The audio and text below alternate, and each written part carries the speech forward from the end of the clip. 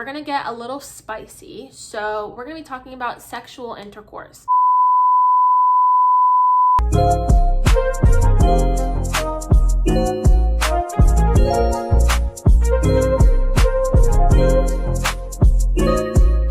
So welcome back to my channel. Today we're gonna be doing a girl talk. So I'm super excited for this video. I have wanted to film this video for a very long time and I'm finally doing it.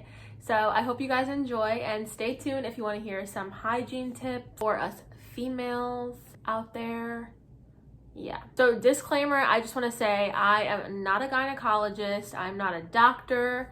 I'm just 21 years old, about to be 22. So I'm speaking from experience, from research, from discussions with other females, and everybody's body is different. So take these tips if you want, if you don't have to.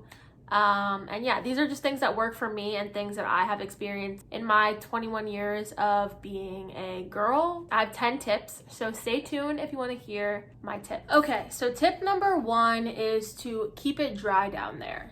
And I recommend wearing cotton underwear as that allows your lady parts to breathe and just function as healthy as possible. So you want to avoid underwear like silk and satin underwear. So you want to wear cotton underwear like this. That kind of like t-shirt material is a yes. Even your regular schmegular underwear, t-shirt material, this will allow your vaginal area to breathe. Underwear like this, while it may be cute, this silky kind of material is comfortable, but it traps in moisture, which leads to like infections and bacteria. The cotton underwear allows it to breathe and get rid of that moisture. You don't want to have moisture down there because that's what leads to the smells, the bacteria, the infections. Okay, so tip number 2, sleeping without underwear. And I know that it can seem kind of uncomfortable and awkward for some people, which I completely understand. People who like share a room or live with a lot of people, I completely understand how that could seem awkward. But you want to try to sleep with no underwear on. And if you don't want to do that, I would recommend sleeping with like baggy clothing or anything like that. It's just so that at nighttime, after you've gone a whole day with wearing like tight leggings or like a thong or like tight underwear all throughout the day, while you're sleeping, you want to give your lady parts a chance to breathe.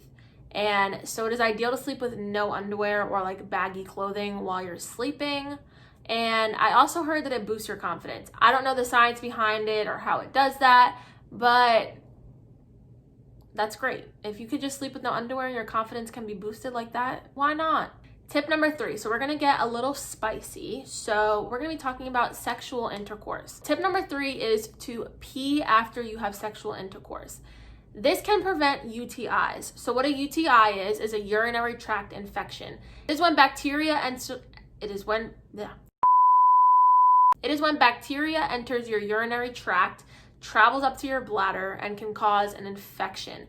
It is very painful, very just not pleasant. So to avoid that, you want to pee after you have sex. Other ways that you can get UTIs are like holding your pee for a long time or kidney stones. So you want to just release your bladder after you have sexual intercourse.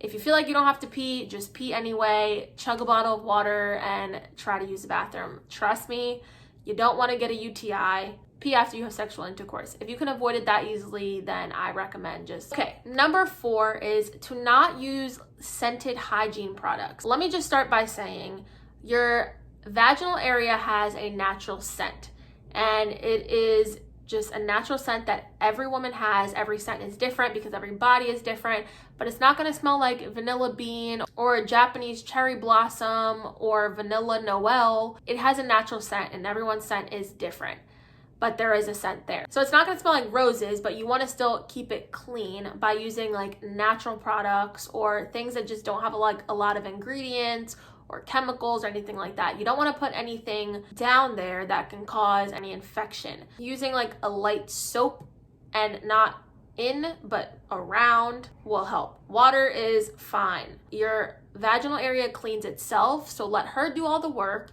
and you just clean around her. She'll do all the work up inside and you just clean around. I would just recommend not using any scented hygiene products down there. You don't want to throw off your pH balance. Your pH balance should be very level. So it should be like this. You don't want it to go like this. That's what leads to infection and bacteria and just nasty stuff that we don't want. So just use unscented hygiene products. Hygiene tip number 5 is to not try and self-medicate or self-diagnose. After you've followed all these tips and you kind of have done everything, you don't want to self-medicate. You also don't want to go on Google and type in something and then you get scared because Google tells you have something crazy. And Google is not a gynecologist. I'm not a gynecologist. You are not a gynecologist, most likely. I mean, if you are, then great. But if you are not, Google is not either. I know people search like I am sore and Google be telling you have cancer. So you don't want to scare yourself. If you have any itch, burn, unpleasant smell, like a very strong odor down there or anything like that, you want to go and consult with a gynecologist or a doctor, not with Google, not with your best friend, not with your boyfriend. 9 times out of 10, they probably don't know what's going on. You probably don't know what's going on. And it's just safe to go and talk to a doctor and be informed that way. Let them diagnose you, not Google. Hygiene is not something to play with, so you want to make sure that you're getting checked if you think there's anything wrong. Tip number 6, when you are on your period, please change your sanitary napkins, your tampons, your pads, every like 2 to 4 hours. I mean, everybody is different and it depends on your flow. Some are heavier than others, some are lighter than others. So it really depends on your flow, but I would just recommend just changing every time you go to the bathroom. You don't want to be that girl that walks into a room and everyone knows that she's on her period, or you waited too long and you bled through. Trust me, you don't want to be that girl. I mean, if you have been, it happens, but let's try to avoid it from happening by changing your tampon or pad or whatever you use every 2 to 4 hours just to be safe. You don't want to have any accidents, and blood is a very strong, unpleasant scent that no one wants to smell. So just change it when you go to the bathroom. Even if there's not a lot of blood, blood is blood and the scent is there. Yeah, just change it every 2 to 4 hours. I just recommend, even if you have a little bit, a lot, just change it. Tip number 7, and this is something I do not see a lot of people talking about, but to me it's important and I've just learned to kind of do this naturally. Clean behind your ears. So after you have washed your hair and you've taken a shower, there's gunk that lies behind your ears and can stay there and build up and get hard and eventually smell over time. And you don't want somebody hugging you and they smell the crusty stuff behind your ears. So just make it your duty to clean. Behind your ears when you are showering. Put that in your routine. Clean behind your ears when you get out the shower after you've washed your hair. Just make it a routine to clean behind your ears, right here behind your ears, every single day. Every time you do your hygiene routine, clean behind your ears. Trust me, you don't want someone smelling you and it smells bad back there. Stuff builds up. I know it's not talked about a lot and it can go forgotten, but don't forget it. Just clean behind your ears. Tip number 8 is to freshen up throughout the day. I would say, especially when you're on your period, this is super important. When it's that time of the month, it's super important to just freshen up throughout the day. I would recommend just carrying like wipes, feminine wipes in your bag or in your backpack or in your car, somewhere where they're easily accessible and you can just freshen up throughout the day, go in the bathroom, wipe around and just get fresh again. Again, don't use anything like really fragrant. Baby wipes work perfectly fine. They're used on babies, so they're super gentle. And if you have sensitive skin, they can work for you. If you're really sweaty throughout the day, I would just recommend just freshening up. If you're on your period, just freshening up throughout the day. So get some feminine wipes or some baby wipes and just, use those. You want to stay fresh and clean, not feel sweaty and feel nasty. So just keep them in your purse, keep them in your car, keep them in your backpack, wherever, so that you can get them when you go to the bathroom. Okay, sorry if the lighting changed. This ring light is hot and I had to turn the light down a little bit. I hope you guys can still see me, but anyway, let's keep going and let's get into tip number 9. Okay, so tip number 9 is to wipe front to back. So I know this may seem like, Maya, we know, we get it, but some of you really don't. So I just thought it was worth reminding you guys. Wiping front to back is super important. It makes it so that no harmful bacteria from the back are traveling to the front.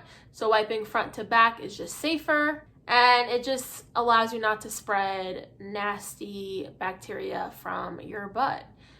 And yeah, just simple. Just wipe front to back. So number 10 is to change your loofah out every 2 to 3 weeks. I know some people say like 3 to 4 weeks, but I would just recommend 2 to 3 weeks. There's a lot of dead skin cells and bacteria and moisture and just nasty stuff that kind of harbors in your loofah. So I would say change out your loofah every like 2 to 3 weeks. Dead skin cells can get tangled up in those like nooks and crannies in the loofah. I would also recommend letting it dry out of the shower. Don't leave your loofah in the shower in the moisture to dry. The more moisture that gets to it, the more that it promotes and encourages the growth of nasty bacteria. You don't want mold to harbor in your loofah. I would recommend even using a washcloth. They're just, I don't know, to me it just seems a little better. And I know a loofah is like a lot more rough and exfoliates your skin a little better. A washcloth, at least you can wash. Yeah, so just, I would either stay away from the loofah completely or change it out every like 2 to 3 weeks and not be washing yourself with something that's dirty. That just kind of defeats the entire purpose of getting clean, because there's just gunk and stuff that has built up in your loofah over time. And yeah, so that's it for the tips, and I hope you guys really enjoyed this video. Remember to subscribe to my channel and join the gang, my gang. I just made that up and I like it. So MY gang, my game, like my gang, get it? Yeah. So anyway, so subscribe to this channel. I'm gonna be making a lot more videos. I'm really like getting into the groove now, so I'm excited to make a lot more videos. I have a lot of videos in mind. If you have any video requests, please leave those videos down in the comments. And yeah.